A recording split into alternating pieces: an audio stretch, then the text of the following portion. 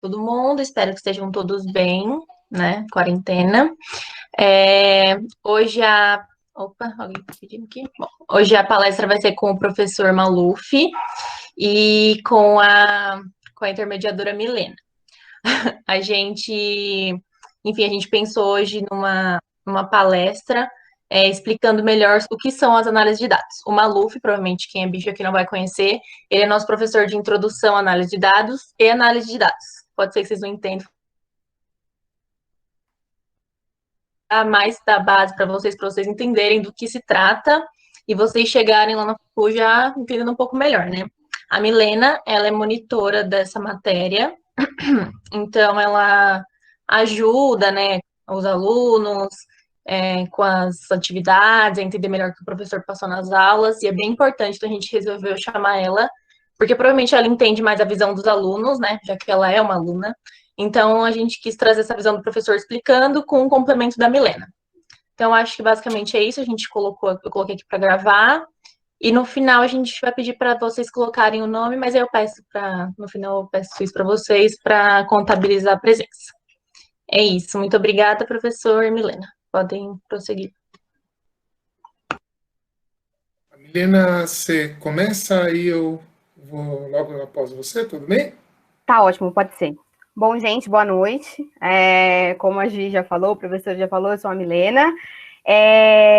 Não sou, né, já sou veterana aí na Unifesp, entrei no curso de atuária em 2017, faz um tempinho, e entrei assim, meio, né, só para vocês entenderem, assim, a gente meio que nunca sabe o que é atuária, né, principalmente bicho, pelo menos eu não sabia. E aí, quanto mais eu descobria, mais me apaixonava. E aí, acho que eu realmente, assim, não tô puxando saco, tá? Não é porque eu sou monitora, não é porque eu gosto, mas eu realmente me encontrei na matéria de análise de dados e gosto muito. Falando um pouco para vocês, assim, da minha visão como uma aluna que gosta disso, então pode ser que eu seja um pouco tendenciosa, mas assim, eu tenho aqui, eu tô vendo caretinhas aqui de pessoas que já foram na monitoria e eu sei que eles vão concordar comigo. Eu sou uma pessoa muito, muito entusiasmada com o estudo como um todo, então assim, sempre entrei nos estudos da faculdade de cabeça, assim, sempre gostei muito.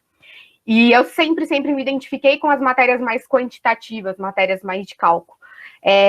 Já aviso que muitas vezes a gente pode ter certo medo, assim, um certo receio do que a gente vai vir aí, que a gente vai enfrentar durante o período na faculdade. Eu senti muito medo, não sei se vocês provavelmente vão conhecer e tal.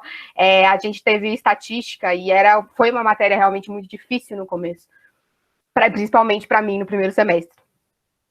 Mas eu garanto que o que vocês aprendem, o que vocês veem na faculdade, principalmente no curso de atuária, é muito possível de se ver no trabalho, né, no mercado de trabalho. Bom, falando um pouquinho sobre a matéria, sobre o que vocês vão ver mais para frente, introdução à análise de dados e análise de dados, eu tive a partir do terceiro, quarto semestre. Então, assim, talvez não seja muito por agora, mas é bom já ficar de olho, porque é uma área muito forte dentro de atuária. A gente trabalhar com dados é muito forte dentro de atuária, estatística, enfim. E, de novo, sendo tendenciosa, é apaixonante. Eu me tornei monitora no semestre passado, se eu não me engano, foi isso mesmo, 2019, no segundo semestre, na disciplina de introdução à análise de dados. E é muito legal ajudar realmente os alunos com dúvidas que não sejam só de matéria. Então, assim, para quem aí já entra na faculdade, assim, com um desejo realmente de ser monitor, ou com um desejo de aprender mais nessa área de dados, quem já tiver mergulhado, a monitoria, falando de mim, assim, de experiência de monitoria, experiência de matéria, de análise de dados, de disciplina, de carreira, é muito gratificante, porque você só não ajuda com as dúvidas e os exercícios e tudo mais, como você também passa macete, você mostra como aquilo, o que você está aprendendo, é muito relevante no trabalho. Tem uma pessoa aqui na live que não vai me deixar mentir, que é o Venâncio, o Gabriel Venâncio, eu trabalho com ele. E eu trabalho, assim, não vou falar, né? Não falei. Eu sou estagiária de BI na USE. e na Iso Seguros, é uma seguradora do grupo da Caixa, e eu tive contato direto com muitas das coisas que eu aprendi na faculdade, em análises, oi, Gabriel, em análise de dados, no trabalho. Falando por cima, assim, uma atividade que foi super bacana de fazer, que aí a gente é mais puxado para a estatística, mas a gente viu de novo em análise de dados, e eu fiquei muito feliz quando consegui aplicar, foi, por exemplo, intervalo de confiança. Vocês vão ver isso ao longo do curso de atuária, é muito bacana, é fascinante. E eu consegui aplicar isso numa tarefa, num projeto que a gente estava fazendo no trabalho. Então, é muito possível, e com todos os exemplos que a gente vê, posso garantir para vocês que a nossa matéria, a nossa disciplina de análise de dados, como todas as outras quantitativas, são muito práticas. Então, a gente consegue aplicar, a gente aplica no R, a gente aplica em outras matérias, a gente usa o Stata, enfim, a gente tem a possibilidade de aplicar em muitos softwares, e isso já dá uma visão muito boa de mercado. Bom, é mais ou menos isso do meu lado.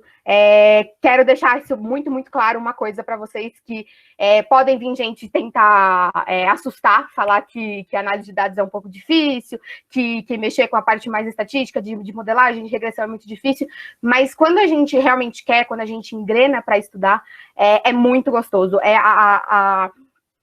A fascinação que dá, sabendo que a gente está trazendo algum resultado através dos dados, é muito, muito incrível. Então, se eu posso dar um conselho como monitora e como aluna, entrem de cabeça nessa disciplina, entrem de cabeça em análise de dados, em dados, que vocês vão ver que o mundo parece que brilha mais. E é isso, professor, se quiser continuar. Milena, obrigado por ter aceitado o convite de participar dessa palestra. Fico muito contente que você tenha aceitado. A Milena é um grande braço direito meu, me ajuda muito na disciplina. Ela foi uma aluna exemplar nos 2 semestres, extremamente atenciosa com a matéria, fazia todas as tarefas, você via que o professor tem uma visão olhando para a turma, e os alunos têm uma outra visão, porque eles estão olhando para o professor. Então, o professor consegue, lá da frente, olhar as pessoas. E a Milena se destacava enormemente na atenção e na dedicação, que fez ela ser uma aluna com notas excelentes nas 2 matérias, e aprender muito. E hoje em dia, aí passou a ser minha monitora, a convidei para ser monitora da disciplina, que isso conta horas de atividade complementar para a formação dela, conta um certificado institucional da Pró-Reitoria de Graduação, que ela vai poder agregar ao currículo dela, que eu acho que isso enriquece muito o currículo, e essa conversa com ela e o trabalho que a gente faz junto, hoje em dia viabilizou de ela vir ser me orientando no trabalho de conclusão de curso, e até agora também submetemos um projeto de iniciação científica. Então, a gente tem trabalhado junto intensamente na parte acadêmica, na área da graduação. Fico muito feliz também de poder tentar ajudar ela na evolução dela pessoal e profissional, e então eu agradeço. Bom, deixa eu falar um pouco de mim. Eu sou Luiz Augusto Finger França Maluf, eu sou paulistano, mas morei em Santa Catarina há 15 anos, estudei como vocês, fui aluno de uma universidade federal. Eu estudei Ciências Econômicas na Universidade Federal de Santa Catarina de 1995 a 1999, muitos de vocês não tinham, acho que, nascido ainda. Aí, no ano seguinte, eu entrei no mestrado em Economia na mesma universidade e virei professor lá, em 2001, dando aula para o curso de Ciências Econômicas, dando aula 3 anos e meio como professor substituto, e depois, lá naquela universidade, em matérias de teoria econômica e econometria, quantitativas na área, especialmente econometria, até 2007. E tenho quase 20 anos de experiência no ensino superior. A minha vida profissional foi 20 anos dando aula para universitários, a profissional formal. Então, eu tenho, até me formar, eu fiz muitos trabalhos informais, como tradutor, como, enfim, mas realmente onde a minha carreira se solidificou foi como professor, e é o que eu sou. Então, pessoal, eu falo com vocês com uma boa experiência nesse mundo de tratar com vocês, alunos universitários, e principalmente aluno universitário de universidade pública e federal, que é o nosso caso. Então, acho que o momento importante que a gente vive, eu queria pedir a vocês que, assim, nunca esqueçam da oportunidade que vocês estão tendo de estudar numa universidade pública, gratuita e de qualidade, que é a Unifesp. E eu tive também, dentro desse período, eu entrei na Universidade Federal de São Paulo, via concurso público em 2014. Leciono para o curso de Ciências Atuariais desde o primeiro semestre de 2015. Eu fui professor da primeira turma de formandos, e o trabalho que eu fiz com eles me deu o privilégio de ser o paraninfo da primeira turma de formandos de Ciências Atuariais da Unifesp. E fui vice-coordenador do curso também, por 1 ano e pouco, mais ou menos, período em que o curso passou pelo reconhecimento junto ao MEC, aquilo que dá garantia que o diploma de vocês é válido, ou seja, e passou com nota máxima, com nota 5. Nesse período, contribuí para a construção da grade curricular de vocês, que atualmente é vigente, e que garantiu, dentre outras coisas, como a qualidade dos meus colegas professores, a capacidade deles, a formação e o prestígio que todos os meus colegas do curso têm, garantiu para vocês uma nota máxima. Além, claro, o que pesou muito, uma das coisas que não pode se esquecer, uma das que vocês têm que valorizar, é que o que pesou muito na nota máxima no MEC foram fatores como a infraestrutura do curso, os professores, a grade curricular e os alunos.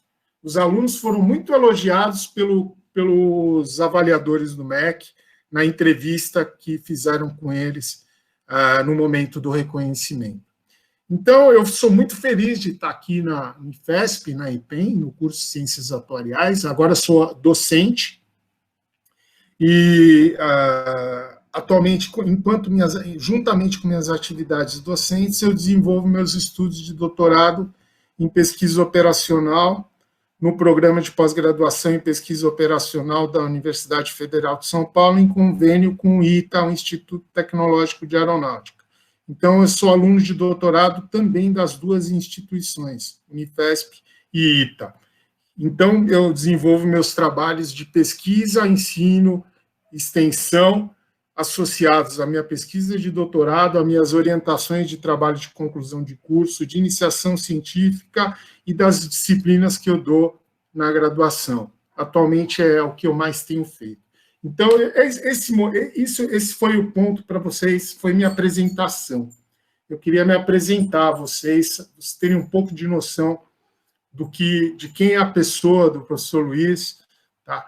Vocês podem me chamar de professor Luiz, professor Maluf, como vocês quiserem, tá? Fiquem à vontade. Quero criar um relacionamento com vocês de parceria, para incentivar vocês a terem uma excelente formação que a Universidade Pública Federal tem condições de garantir. E acho que, assim, com esse recado de, no momento que, às vezes, tão graves ataques a Universidade Federal tem sofrido de certas pessoas e entidades, eu acho que é o momento de deixar bem claro e público o meu total apreço e valorização pelo papel da Universidade Pública Federal do Estado de São Paulo e das demais universidades federais. Dito isso, porque minha consciência não poderia me permitir não dizer, agora eu passo a dar início à palestra, ao que eu preparei para falar para vocês, tá? Bom, eu vou compartilhar, para tentar organizar o que eu falei, a minha explicação e trazer elementos objetivos para dar materialidade para a nossa conversa, eu vou exibir aqui uma transparência do PowerPoint. Deixa eu só aqui, tela inteira.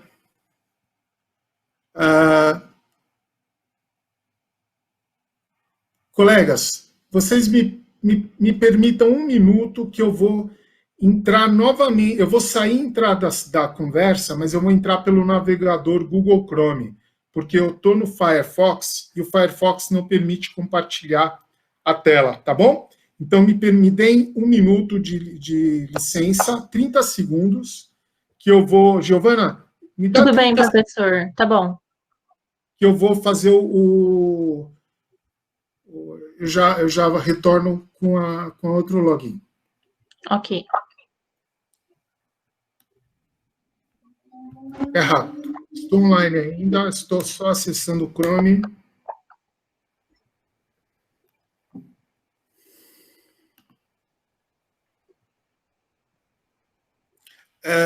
Participar agora. Só um momento. Ok. Saindo aqui.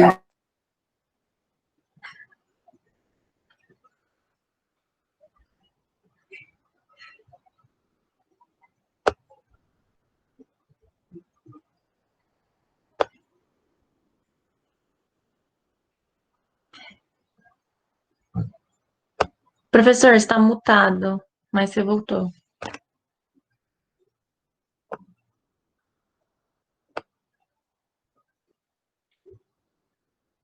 Ainda está no mudo.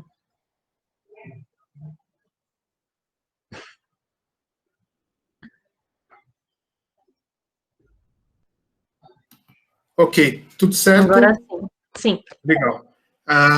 Agora eu vou exibir o PowerPoint.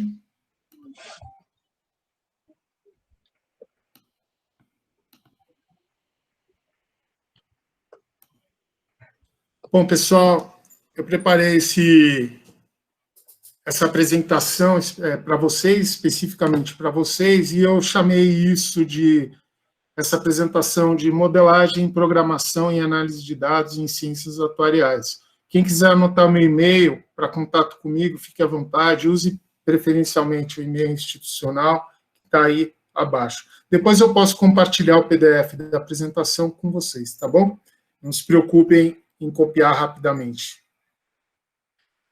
Bom, o que são dados? Bom, dados são informações sobre objetos e fenômenos de interesse. E as informações, elas podem ser quantitativas ou qualitativas. Agora, em ciências, e o que é quantitativo? É que tem um número diretamente associado a isso. Qual a tua idade? Eu tenho 47 anos. Você tem 20 anos, você tem 19, você tem 30. Então, é uma informação quantitativa. Qual a sua renda mensal? Qual o seu peso? Tá certo? Quantas vezes ocorreu um acidente automobilístico numa dada região? Certo? Então, são informações quantitativas. E tem as informações que são qualitativas, que são associadas a características e atributos de um dado indivíduo ou objeto. E na área de ciências atuariais, que é a ciência do risco, o que é o risco? É a probabilidade de perder algo. Né? Os fenômenos de interesse são geralmente acontecimentos que levam a perdas, porque nós queremos entender como se comportam as perdas. Que perdas? Das mais diversas ordens. Então, não pensem que vocês, atuários, só vão trabalhar com seguros. Vocês podem trabalhar com seguros, e é uma grande área importante da aplicação de ciências atuariais. Mas vocês podem trabalhar também com perdas financeiras no mercado financeiro, e as perdas, então, podem ser financeiras, materiais e humanas. As perdas materiais e humanas, muitas vezes, estão associados ao mercado de seguros, seguros de vida, seguros de automóveis, seguros de saúde, e assim sucessivamente. Bom, então, as ciências atuariais é a ciência que se preocupa, principalmente, de maneira mais geral, com o entendimento e a quantificação do risco. Quantificar significa dizer, por exemplo, o quanto eu posso perder, com que probabilidade? Ou uma pergunta diferente, com uma probabilidade de 95%, quanto é o máximo que eu posso perder nessa aplicação financeira? Qual a perda máxima que eu posso ter numa aplicação financeira com uma probabilidade de 95%? Veja que tem uma probabilidade, que não é de 100%. Probabilidade de 100% é que você vai garantir que realmente a sua perda máxima vai ser aquela, e nem um centavo a mais. Agora, quando você diz que é de 95%, você diz que você tem uma grande chance, mas grande mesmo, de que sua maior perda seja aquela. Mas existe ainda a chance de a perda ser maior que aquela, apesar de uma pequena chance. Mas ela existe. E o que o atuário lida é com isso em diversas situações. Esse, por exemplo, essa perda máxima com uma probabilidade de 95%, tem a ver com o que a Milena falou, que se chama intervalo de confiança.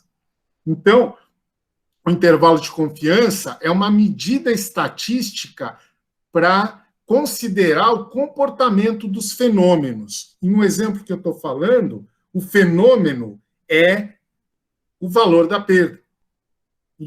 Mas isso serve só para o mercado financeiro? Não, certo? Pode acontecer a seguradora precisa saber qual o intervalo de confiança dos valores dos sinistros que ela vai ter que arcar para os seus segurados.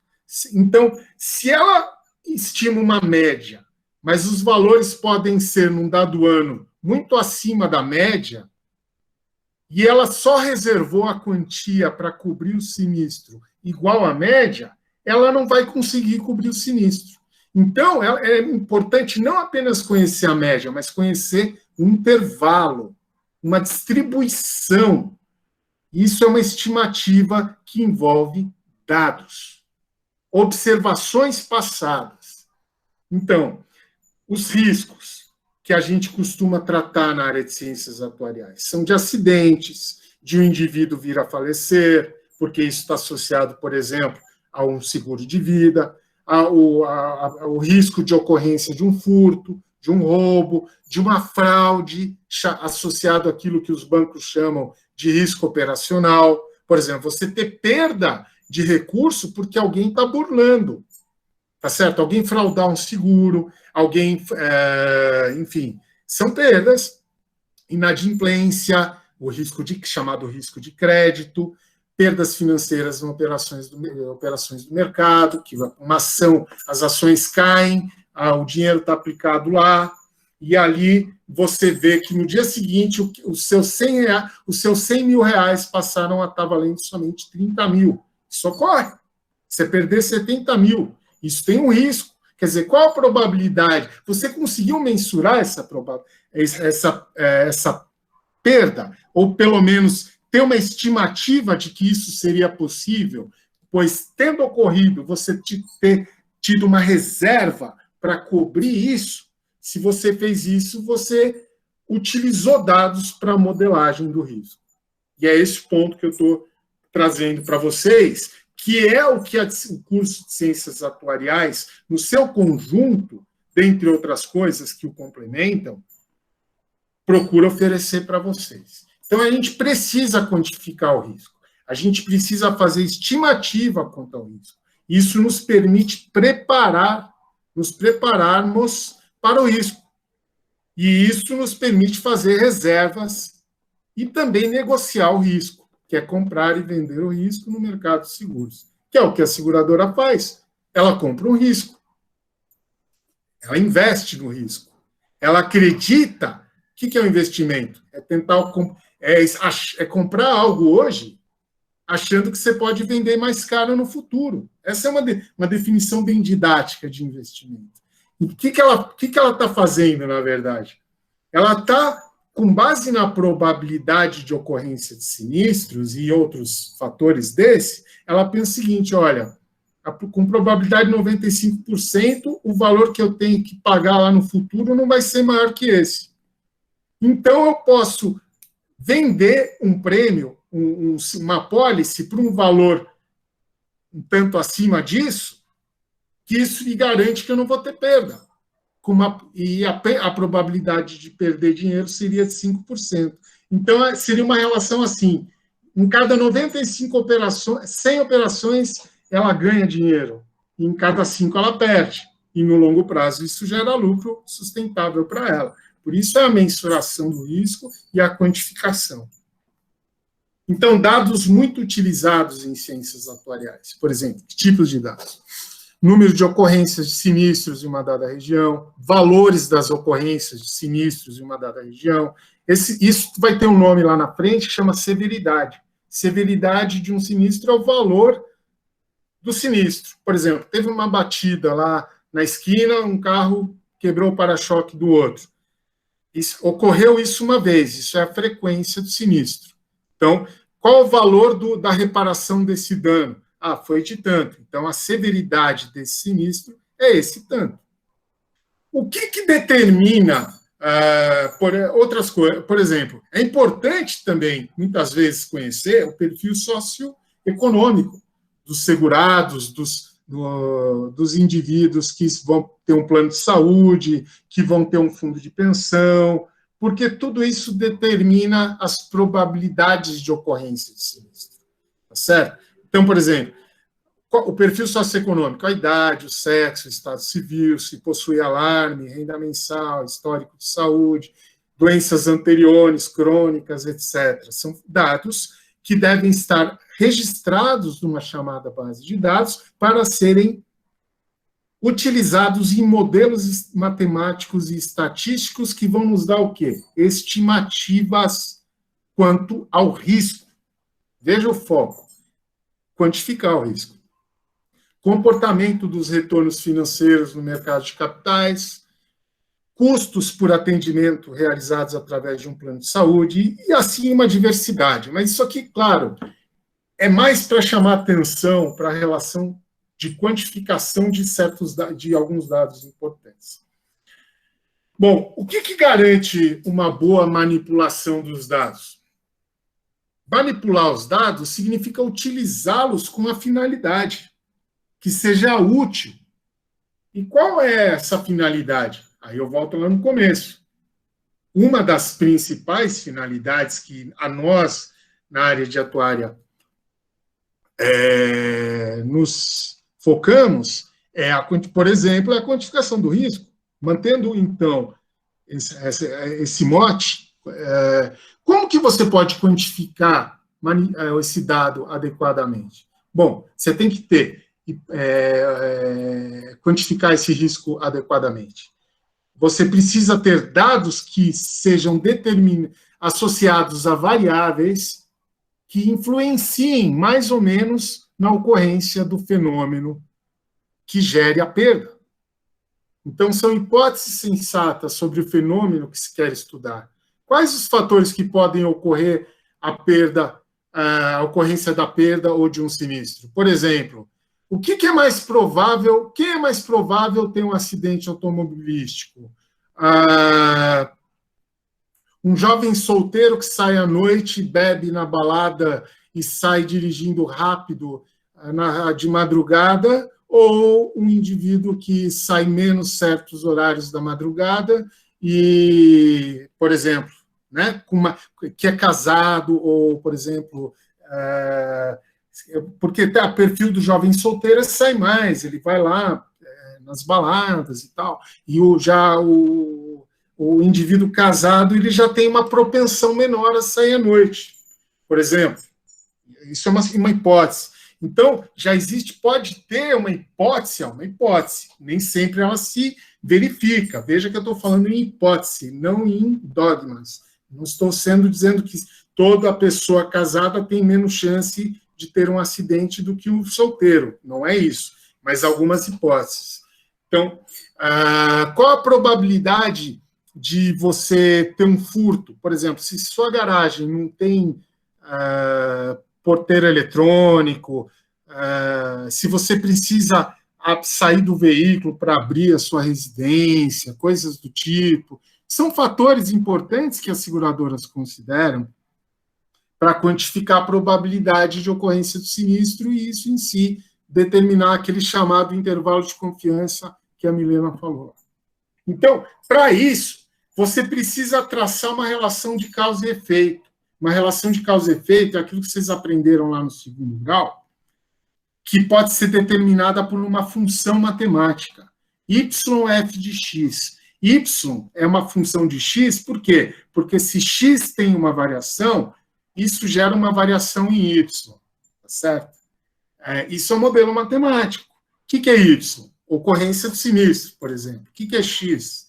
Ter ou não ter alarme no veículo, por exemplo. Ou pode ter o x1, o x2, o x3, a idade, o sexo, por exemplo. Em questão não de furtos, mas em acidentes, por exemplo. Será que o indivíduo do sexo feminino é mais propenso a bater o carro do que o do masculino? Às vezes você verifica que o masculino tem mais batidas violentas, por às vezes ser menos cuidadoso. Às vezes tem estatísticas que levam a isso, tá certo? Às vezes a mulher bate um para-choque, é mais provável ter sinistros de menor valor, pequenas batidas, enquanto homens muitas vezes têm comportamentos que levam a acidentes mais sérios. Então, a questão do sexo, do indivíduo. Local da residência. Será que um indivíduo que mora numa dada região, com menos segurança, está mais propenso a ter um sinistro de furto? Então, você traça uma relação de causa e efeito, uma função matemática. Mas veja que y é uma função de x, é uma relação que se x ocorre, y não ocorre, ou vice-versa. Se x ocorre, y ocorre. Mas isso tem que ser tratado numa forma estatística, porque se x ocorre, y pode ter mais chances de ocorrer, ou y ter menos chances de ocorrer. Então, nós vamos tratar a coisa de maneira menos rígida e mais em torno das variabilidades, das chances que tem de ocorrer quando tal cenário prevalece em relação ao outro. Bom, então, isso significa que a gente precisa, além de um modelo matemático, um modelo estatístico adequado, né?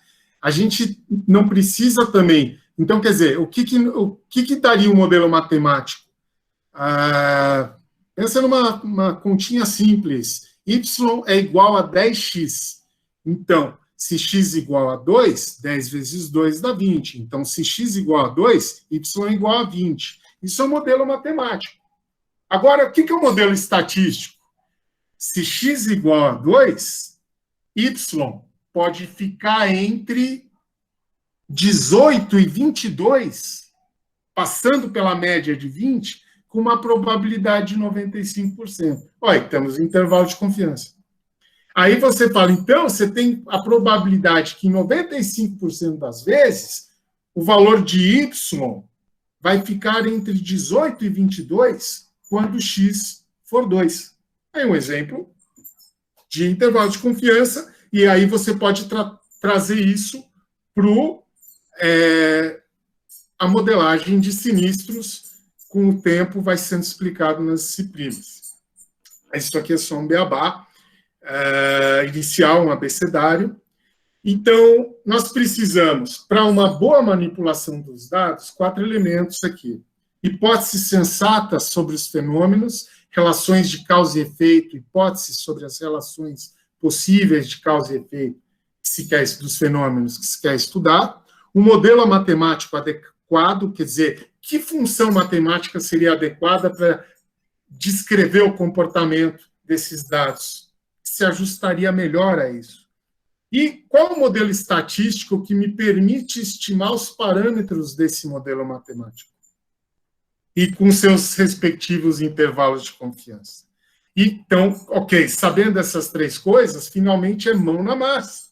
Como que a gente, na nossa área, põe a mão na massa? Usa esses 3 elementos anteriores, além de uma base de dados que tem as informações associadas a esses fenômenos envolvidos no modelo matemático, uma linguagem de programação que nos permita fazer os cálculos e trazer os resultados para as análises que decorrem daí.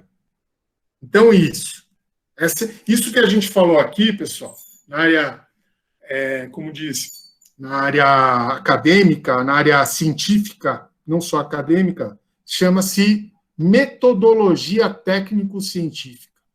Tá certo? Então, nós temos uma metodologia técnico-científica para abordar questões dos fenômenos que nos interessam e trazer respostas robustas. Então, que situações a gente pode aplicar a análise de dados? Aí eu peguei algumas situações, eu estou aqui repetindo, eu citei. A seguradora precisa saber quanto ela vai cobrar pela apólice de seguro, por exemplo. Então, ela precisará modelar matemática e estatisticamente a frequência e a severidade de sinistros cobertos pela apólice. Isso está envolvido com vários fatores que podem ser causadores dessa frequência e dessa severidade. O perfil socioeconômico, o local de residência, e assim sucessivamente. Um plano de saúde pode querer saber quanto cobrar pela sua mensalidade. Então, ele tem que conhecer características biométricas do indivíduo. Tá? Qual a probabilidade de um indivíduo que tem 30 anos, em condições normais, numa dada região, vir a falecer no ano seguinte? Aí vocês têm aquilo que vocês vão estudar numa matéria que chama matemática atuarial, que chama-se tábua de mortalidade, né? Tábua biométrica. O professor Cordeiro é nosso titular nessa matéria no curso. Ele vai ministrar isso para vocês em breve.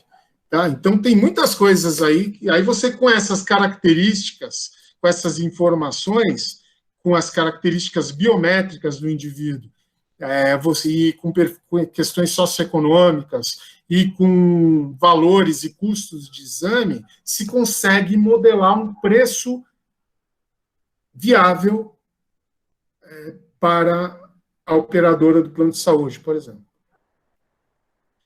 Então,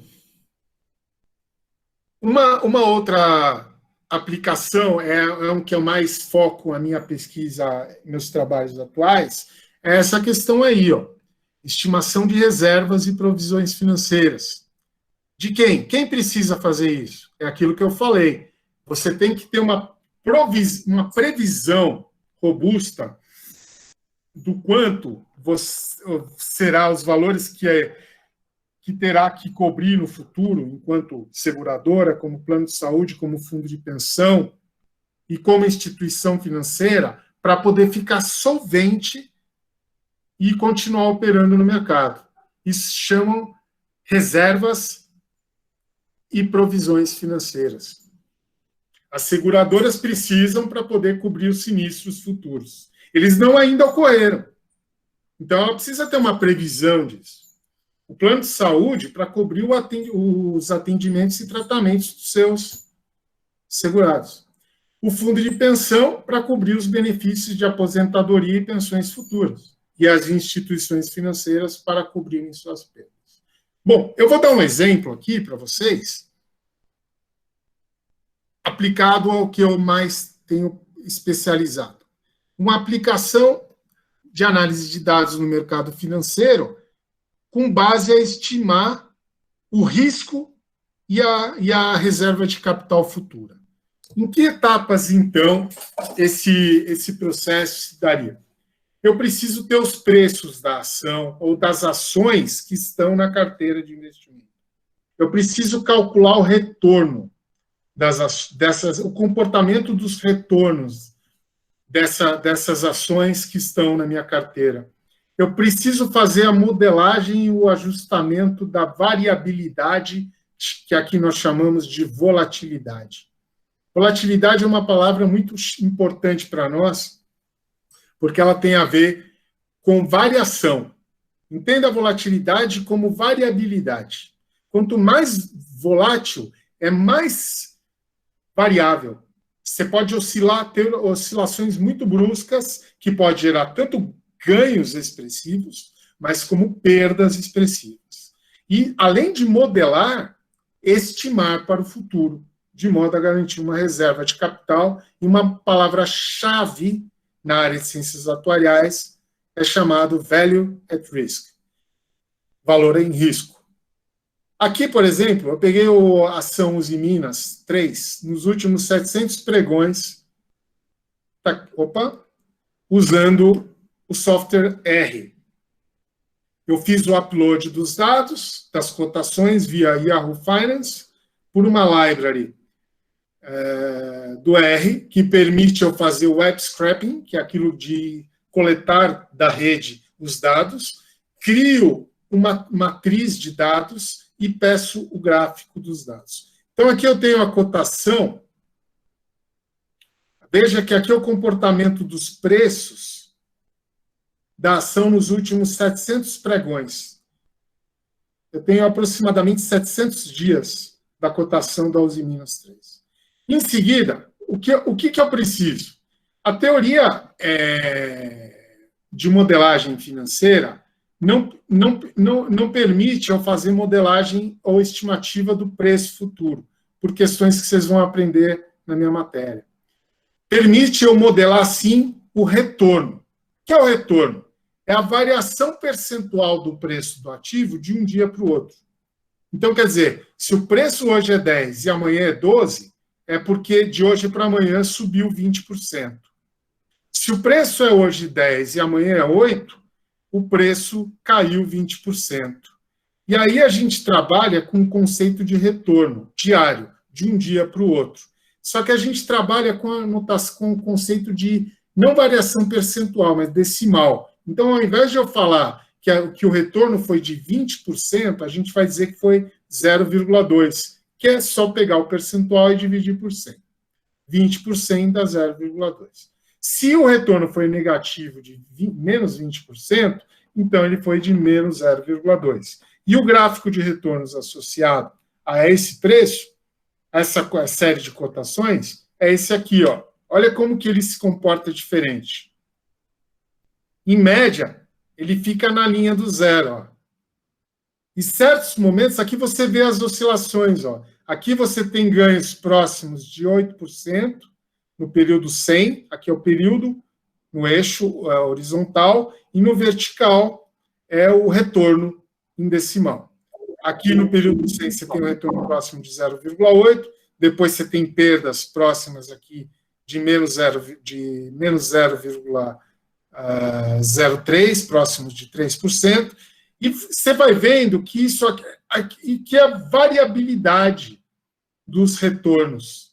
Chegou a uns períodos atrás, olha que você teve perda no único dia de 20%. E no outro dia você teve um ganho, para quem comprou no dia anterior, de próximo de 20% também. Então, isso aqui se chama volatilidade, essa variabilidade dos retornos. Agora, eu queria modelar isso. Como que eu faço? Aí eu uso análise de dados, aí eu uso modelos matemáticos e estatísticos. Existe um modelo que me permite modelar essa volatilidade. Olha como é que é essa volatilidade modelada no gráfico seguinte. Aqui, eu tenho um intervalo de confiança para os retornos com 95% de confiança. Que coisa interessante isso. Olha que bacana.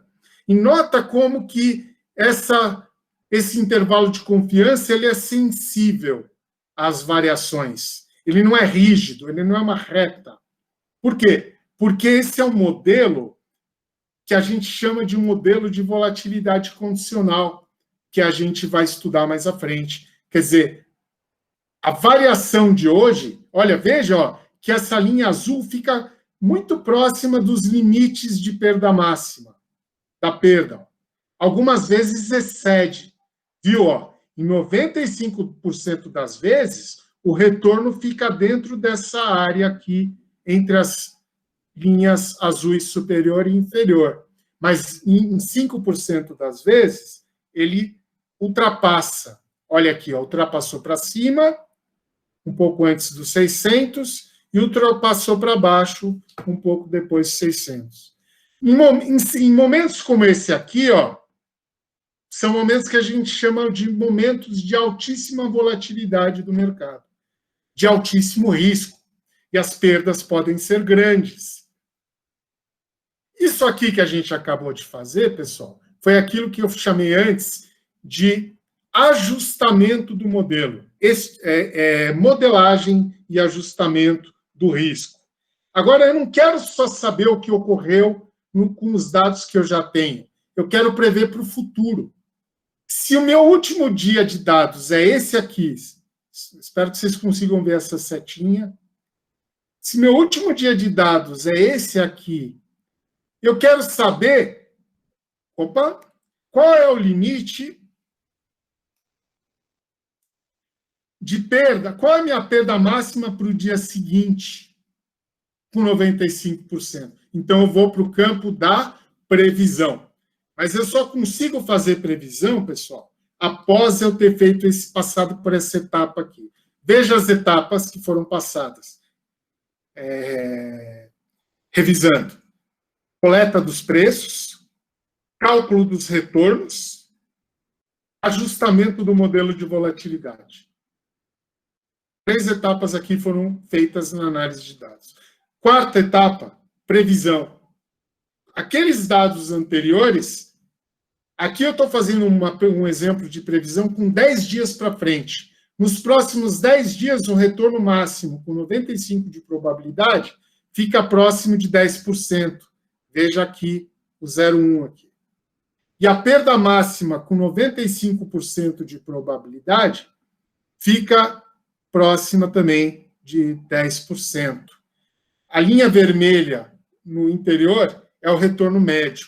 Mas eu já adianto para vocês, pessoal, deem muito pouco valor para a média. Deem mais valor para o limite do intervalo de confiança, que no caso é essa linha verde aqui, que é o limite inferior, e a linha azul, que é o limite superior do intervalo de confiança.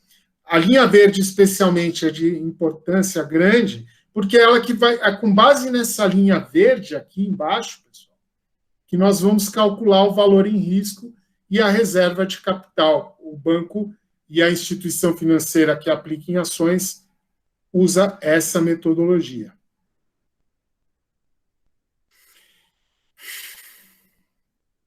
Então, aqui eu dei um exemplo de aplicação. A minha disciplina de análise de dados aplicada a 2, ela chega...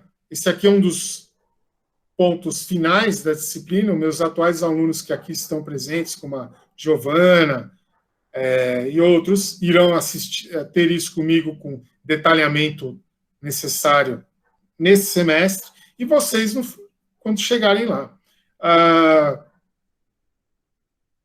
O software R é a forma, né, uma das formas possíveis de usar uma linguagem de programação para fazer as aplicações que eu me referi durante a minha explicação anterior.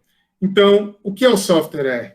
O R é uma linguagem de software open source, livre, e que qualquer um pode baixar aqui a página do R, o RCRAN, tá? Tem o link aqui. Eu vou depois compartilhar com a Giovana, com os alunos do Catu, essa transparência. Ela pode compartilhar com vocês, vocês podem anotar o link. Você consegue fazer download sem pagar nenhuma licença, nada, e usá-lo. Tudo que eu estou fazendo aqui é com software livre, sem necessidade de pagar assinatura. Quais as vantagens do R? Bom, então, eu vou encerrar a transparência aqui e vou voltar em tela com vocês, tá? E vou voltar em tela com vocês, encerrando a apresentação. E explicar um pouquinho o que é o R e as vantagens. Bom, pessoal, a primeira vantagem do R é que ele é livre. E ele permite que você escreva todos os seus modelos matematicamente e implemente eles escrevendo no R, tendo os resultados que vocês desejam. Outra coisa, a comunidade de usuários do R no mundo internacional é muito grande. Então, se você pegar no Google e digitar como fazer tal coisa no R, mas, claro, sugestão já, pessoal, inglês é muito importante. Por quê? Porque é a linguagem técnica universal mais falada no mundo, então é importante estudar o inglês. Então, você não vai perguntar como fazer tal coisa no R. Você fala, how to do this in R. Escreve lá no Google. Por exemplo, how to obtain a confidence interval in R. Como obter um intervalo de confiança no R. Você digita isso no Google, você cai numa dezena de fóruns que alguém já fez a mesma pergunta e outros 10 já responderam. Aí você pega a resposta e o cara te explica como fazer. Quer dizer, é uma comunidade que compartilha aprendizado, se ajuda, extremamente útil e, mais importante, gratuito e acessível a todos que têm um computador e acesso à internet. Então, por que o R é importante também? Pessoal, veja que nós queremos também formar pessoas capacitadas para o mercado de trabalho e que sejam desejadas pelo mercado de trabalho. Para isso, você tem que ter ser um diferencial competitivo. Se você tem uma habilidade de implementar um modelo atuarial, matemático e estatístico, com o uso de um software livre, você liberta a empresa de ter que pagar uma licença, às vezes, de R$200 mil por um pacote, e esse valor é valor adicionado que você está gerando, então você é benquisto na empresa, pois você é viável. Então, veja, essa é uma das grandes vantagens de usar o software livre. Para aqueles que estudam dedicadamente, entendem os modelos matemáticos e estatísticos aplicados na área atuarial de risco e até diversas outras áreas da ciência, se usa o R, e outras linguagens livres, como Python também, e outras, o Julia, atualmente, também existem, mas eu mais uso o R, falo mais do R. É isso, você ser um diferencial competitivo, e o acesso e o compartilhamento de informações, certo? Muitas vezes, um software pago, às vezes ele consegue fazer certas tarefas de forma mais rápida, às vezes. Ele tem vantagens. Não é que o R só tenha vantagens. Não, tudo tem custo-benefício. Mas ele tem enormes vantagens. E se você sabe explorar elas, ela vira benefício para você. Então, eu encerro aqui a minha fala. Acho que passei um pouco do tempo previsto. Ficou próximo aí de 40 minutos, acho que está ok. Então, eu passo a palavra para a Giovana para ela levar adiante. Obrigado, Giovana. Imagina, professor, foi super rapidinho. Acho que a gente pode abrir para perguntas. Se alguém tem alguma pergunta, pode mandar no chat. Bom, professor, acho que eu quero fazer uma pergunta para você em relação ao software. Você falou que você usa mais o R, mas eu queria ouvir de você, assim, se você sente em relação ao mercado, hoje em dia, se tem outro software de programação que atualmente é bem importante, que você vê que o mercado está pedindo bastante, que seria interessante as pessoas também conhecerem, assim, né, ouvindo agora esse momento, que pode ser que algumas pessoas ainda não entendam muito bem, mas só para escutar. Muito bem. Bom, o R ele tem sido muito utilizado, ele tem vários lugares que se utiliza o R, mas também está havendo um crescimento do uso do Python. O Python é uma linguagem livre também alternativa, aí está havendo assim veja, tanto o R quanto o Python são, acho que, as duas principais linguagens livres no mercado, tá certo? Então, se você estudar o Python, se você estuda uma língua primeiro, então daí decorre o seguinte: é necessário você conhecer uma lógica de programação. Então, se você estuda o R, Você vai, por exemplo, comigo você já tem uma experiência. Você vê que a gente começa a construir uma lógica ali. A gente não só usa biblioteca pronta, a gente escreve modelos e a gente usa lógica. Com aquela lógica fundamental, construir uma matriz, construir um vetor, fazer cálculos entre matrizes e vetores, obter medidas estatísticas e diversas coisas. Você usando no R, se você e quiser migrar para o Python, é muito rápido. Tá certo? Então, por quê? Porque a lógica é muito similar, principalmente num fator que os softwares de comunidade, software livre, tem comunidades crescentes no mundo que você dá um Google, how to do this in Python. You find it easy. Então, aí você acha alguém que está lá num fórum que te dá o comando certinho para fazer. Idem no R. Por questões já de prática, de costume, e de que eu tenho mais tempo no R, eu uso o R. Mas facilmente você pode migrar do R para o Python e vice-versa. Então, se você aprendeu o Python e quer começar a usar o R, também pode ser uma alternativa. Aí é uma questão de escolha, tá certo? Então, é isso que eu queria dizer. Não fique achando, você só vou usar R a vida inteira. Eu aprendi Python, vou usar Python a vida inteira. Não, você tem que estar livre para entender a lógica, entender o benefício de um software livre, e se você aprendeu a usar um software livre inicialmente como R, e você tem abertura para usar o seu software, você vai usar o R, porque você já aprendeu primeiro, é mais cômodo para você. Mas se você precisar migrar, tendo feito a base do R, você migra com uma certa facilidade, com base no que eu falei. Entendi. Boa.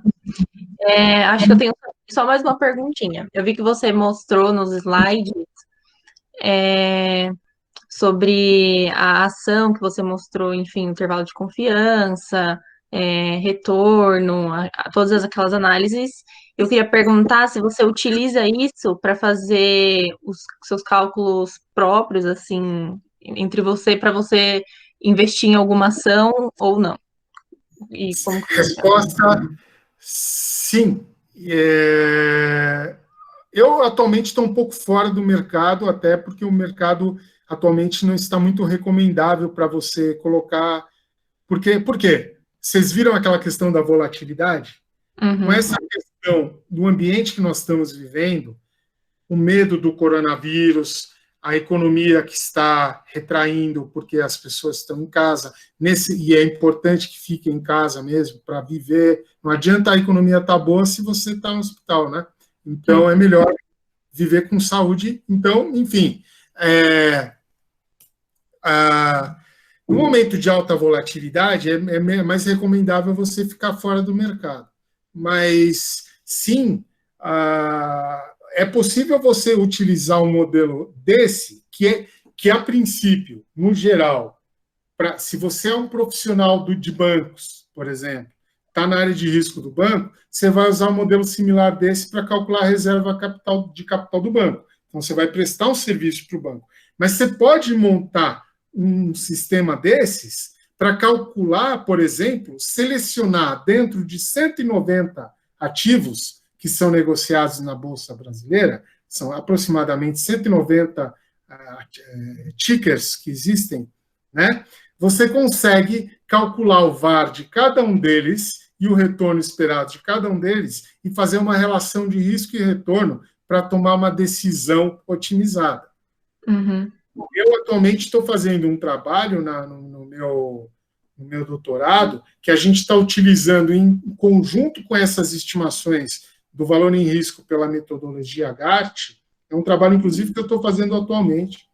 É pegar um modelo de programação linear do tipo Simplex para otimizar a escolha de uma carteira para um pequeno investidor de 190 ativos em que os parâmetros de decisão é o retorno médio e o valor em risco de cada ativo. Então, sim, inclusive é um dos produtos que vai sair em breve do meu trabalho, É um algoritmo de seleção de ativos para o próximo dia, com base nas cotações passadas, para selecionar o ativo com base no seu perfil de mais ou menos propenso ao risco. Porque eu traço uma curva de Pareto. Se você quer menos risco, você tem que escolher esse ativo, e esse risco é mensurado pelo VaR. Se você quer mais risco, você pode migrar para um outro ativo. Então, sim, é possível trazer isso para o pequeno investidor, que é um produto futuro da minha pesquisa que vai sair daqui a pouco. Obrigada, professor. O Felipe fez uma pergunta aqui no chat. Você pode... eu não Eu leio. Ele perguntou assim: a linguagem de programação seria somente o meio de reproduzir os cálculos dentro da análise de dados, ou teria mais funções analíticas dentro da análise? Felipe, deixa eu ver se eu entendi bem sua pergunta. Linguagem de programação seria somente um meio de reproduzir os cálculos dentro da análise de dados, ou teria mais funções analíticas dentro da análise? Bom, a linguagem de programação, Felipe, é a forma, por exemplo, como você vai trazer os dados para dentro do modelo e aplicar o modelo que você quer utilizar para analisar os dados. A tua pergunta é boa. A linguagem de programação ela é puramente uma ferramenta.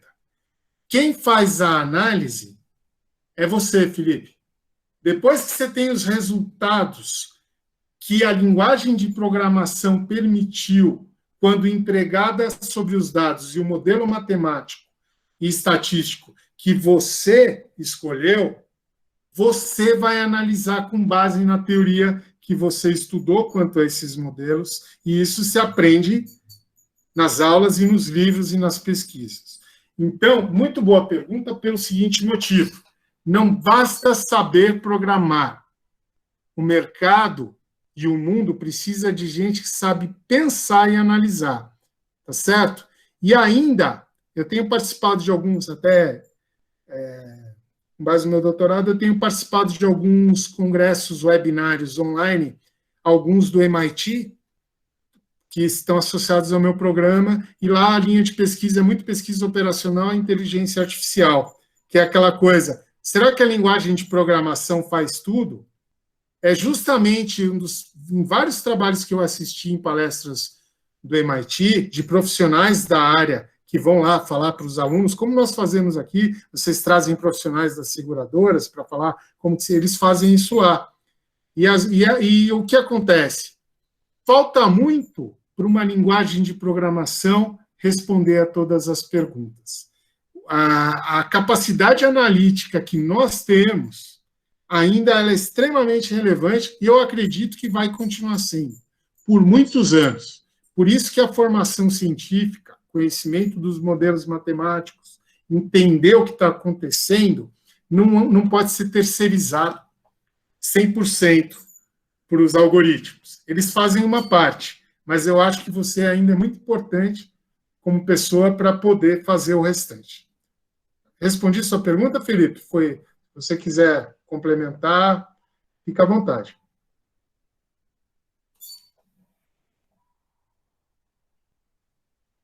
Giovana, se quiser mais perguntas, Bom, acho que se ninguém mandar mais nada no chat, vamos só ver se alguém manda. Mas acho que é isso. Ele falou que sim, muito obrigada. Bom, só complementando, se ninguém perguntar nada, não sei se todos vocês participam. Alguém perguntou, peraí. O Pérez. Você lê, professor? Sim. Boa noite, professor. Gostaria de saber como identificar que o modelo em estudo pode ultrapassar a capacidade computacional e como inibir esses problemas. Matheus, muito obrigado pela pergunta. Eu queria, então, aqui compartilhar uma experiência. Eu não sei como que está o tempo, Giovana. Quanto tempo nós temos aí para ver o tamanho da minha resposta? Porque ela pode... Eu acho que podemos mais uns 5, 10 minutos, não sei, como está aí? Não, professor, pode responder, não tem problema não. Tudo bem, só para saber como que você está organizado. Bom, Matheus, então, uma vez um pesquisador que estava fazendo doutorado em ciências atuariais pela FEA me procurou para ajudar a fazer uma modelagem de um modelo atuarial para provisão das pensões por morte de uma categoria de profissionais que envolvia mais ou menos 70 mil profissionais envolvidos nisso aí. Então, nós utilizamos modelos atuariais que são modelos matemáticos, que envolvem previsões biométricas, diversas variáveis, que eu não vou entrar nos detalhes aqui, mas modelos matemáticos complexos e bastante trabalhosos, em que tinham várias situações de indivíduos. Indivíduo feminino, masculino, idade, nível da carreira, qual grau da carreira, porque são todos variáveis que influenciariam no valor da pensão e na provisão futura. Então, nós tivemos, por exemplo, só para assim, dar um exemplo do que pode se tornar um modelo computacional muito pesado, 4 categorias de indivíduos que nós precisaríamos para cada um deles fazer a estimativa da reserva matemática para provisão. Para 3 deles, com base no que nós calculamos, que nós estimamos, a previsão para cada um deles era, cada um dos 3, para cada um, que a previsão ficasse pronta, com o computador ligado e rodando, 2 a 3 dias, para cada um. Deixa o computador numa sala fechada, reza para não acabar a luz e põe segurança na porta, para ninguém fechar o computador, tá certo? Então, 2 dias, mais ou menos. E teve um deles que a gente fez uma previsão que o tempo seria necessário para que aquele modelo completo pudesse trazer resultado, 120 dias. Uau! Isso que a gente chama time ineffective, tempo inefetivo, inviável de tempo. Então, a gente começou a buscar alternativas. Como que você pode, por exemplo, verificar isso? Como é que eu posso estimar, por exemplo, que eu iria levar 120 dias para rodar? Se eu tenho tem várias formas para você identificar isso. Eu vou compartilhar uma experiência. E depois falo uma outra que também é associada. Por exemplo, você pode escrever um modelo, você geralmente precisa, provoco vocês, estudem o que eu vou escrever aqui no chat. Loops. Loop é um circuito. Tem alguns tipos.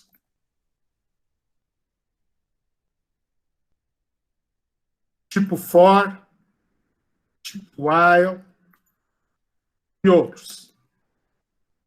Então, nós indexamos as variáveis.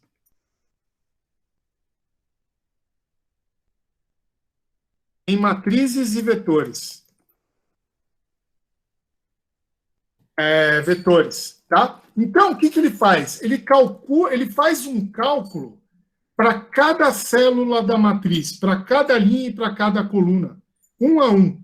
Ele vai percorrendo cada célula do matriz e do vetor e vai calculando conforme o modelo matemático para as características do indivíduo que pertence àquela célula, aquele elemento da matriz ou do vetor.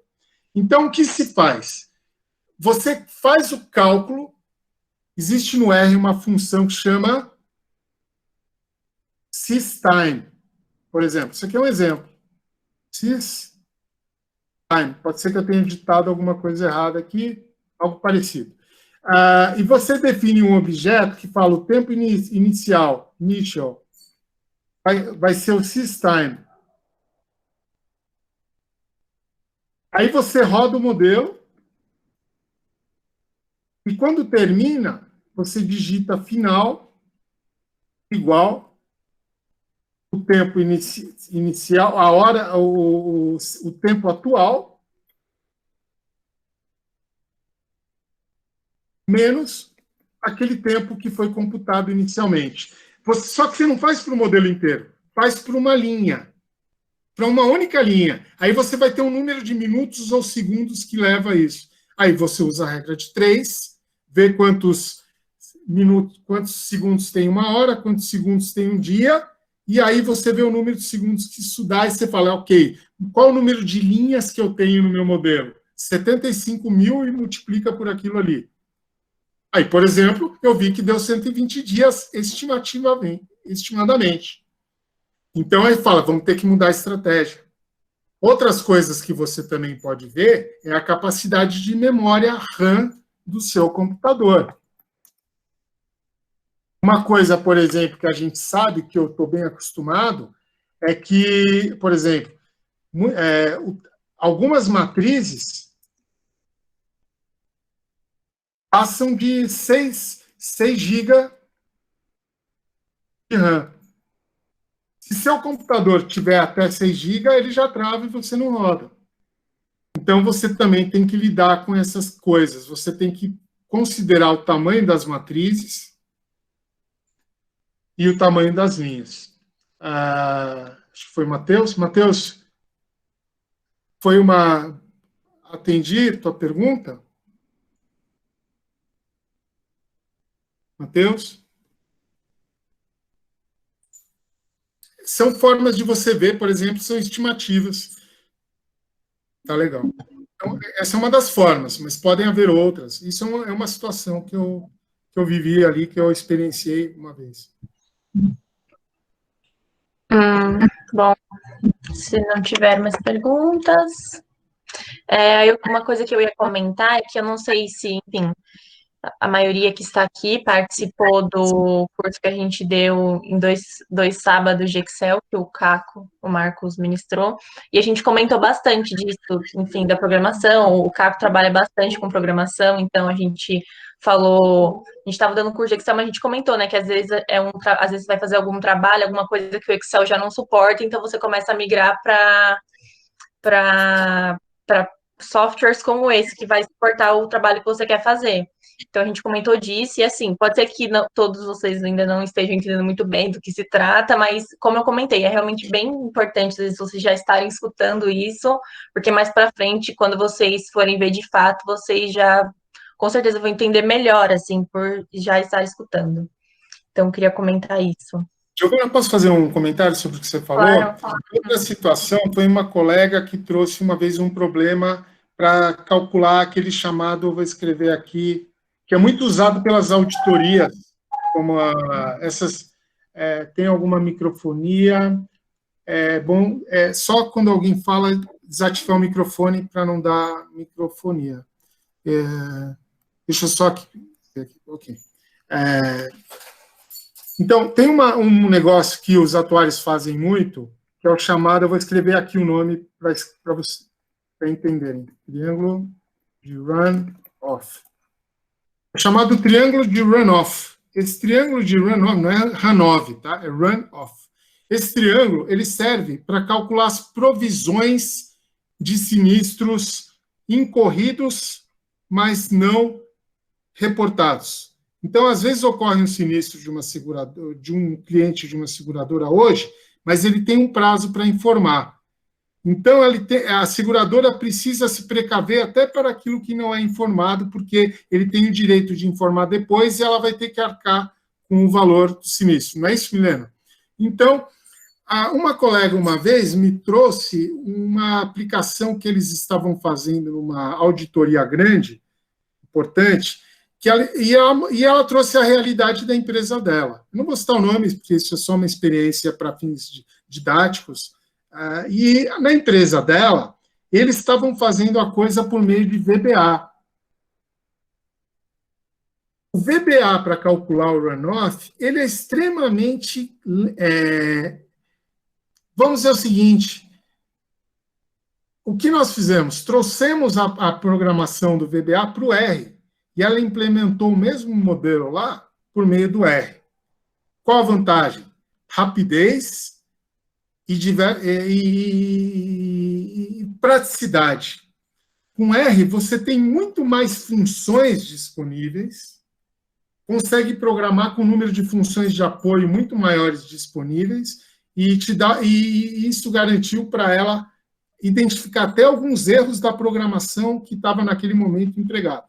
Serviu para corrigir o modelo dela, por meio da análise do modelo iterado. Então, veja, uma recomendação que eu pessoalmente dou, isso também, muita gente faz essa coisa automatizada pelo VBA. Ok, entendeu o VBA, tem uma aproximação com o VBA, pode ser legal, sim, mas se puder, já pula para o Python, para o R ou para outra coisa, que o ganho é exponencial. Essa é a forte recomendação que eu dou para vocês. Obrigada, professor. Bom, Milena, você quer falar mais alguma coisa para a gente finalizar, se você tiver? Não, eu só quero deixar aí as boas-vindas para os bichos que estão entrando, para os calouros que estão chegando aí na EPEM. Aproveitem muito o curso de atuária, aproveitem muito os professores, aproveitem tudo que tiver disponível para vocês.